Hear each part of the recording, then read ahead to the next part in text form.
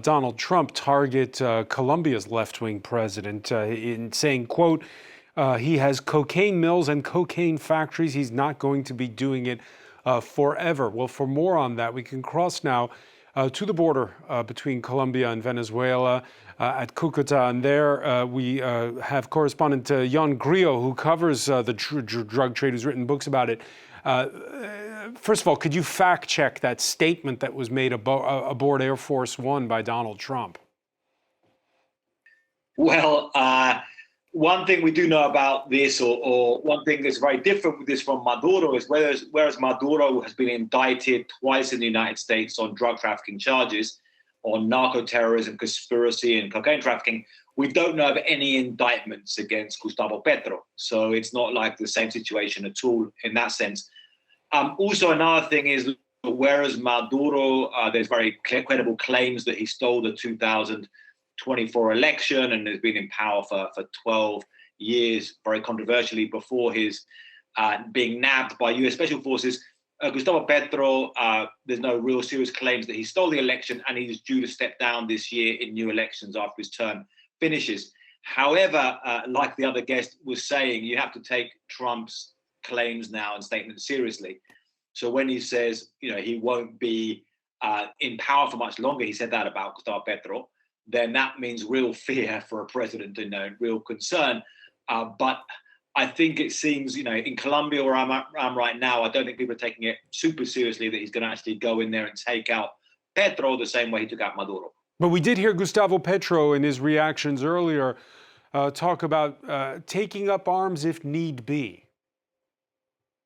Yeah, Gustavo Petro has a very fiery rhetoric, and he's had that for a while now. I mean, he went outside the United Nations saying there should be like an international army to fight for the rights of Palestinians, and he said on Twitter he likes to, or on X he likes to take with a lot of very, very fiery rhetoric and anti-imperialist rhetoric.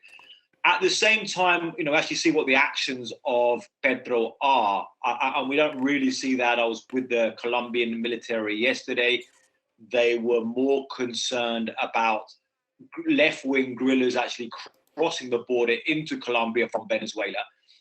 There's a left-wing guerrilla group in this area called the ELN, the Ejército de Liberación Nacional, the National Liberation Army, which is also fighting against Petro. And Petro actually had quite a difficult relationship with Maduro. So I think, with Petro's rhetoric, we should take it with a certain pinch of salt. However, there are, many people, Trump's rhetoric of saying we're going to run Venezuela, we have the Don Roe doctrine, it is inflaming a kind of red rag to a bull of Latin American leftists. And there are some serious people there who are saying, this is, really kind of a fight of the gringos against Latin America. Yeah, and there are still some major powers in the region that are run by the left, Brazil, Colombia, like you mentioned, and Mexico, where you're usually based, Jan.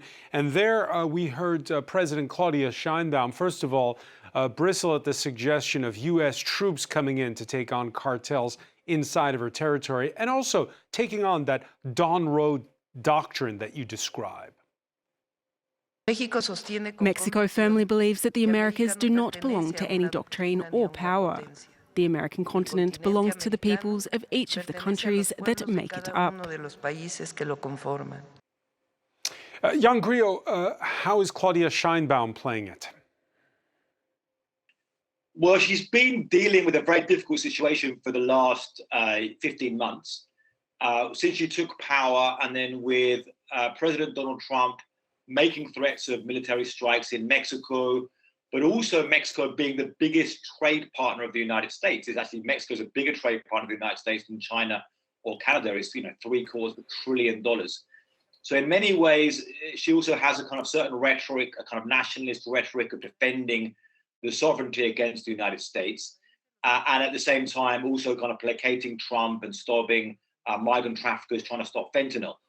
However, in such an explosive situation like this, where anything's kind of possible, and there are many people in Washington who would like to see military strikes on cartels in Mexico, and now kind of, they feel they can do what they like, it is a real possibility. And if that did happen, then could go from kind of strong rhetoric to kind of actions, and she's in a tough position there. She's kind of trying to play it with a certain caution, but it's a very difficult situation going forward for her and for the region. Let's talk about the region, because in the last minutes we've had that judge in New York City set a court hearing date, March the 17th. We're only the first week of January. In the meantime, we'll have heard from the court of public opinion far and wide throughout the Americas. How's this going to play over time, this story? Well, the Maduro case that you mentioned will, I don't think there's going to be a huge amount of sympathy for Maduro himself in Latin America. There is among some quarters, but he's quite an unpopular leader, and even among members of the international left, of the left-wing people in Latin America, he's not really a hero in the same way that Hugo Chavez was or Fidel Castro was. But there's more anger towards the United States about this idea of taking him out and saying it was a kidnapping, taking him to a different country. And we'll see in that court case. Will Maduro come to a plea agreement? Will he plead guilty? Will he fight the court case? And then they'll have to convict him. And the worst situation for Trump could possibly be that a jury in New York lets him walk free. Ioan Grillo, many thanks for that live update at the border between Colombia and Venezuela.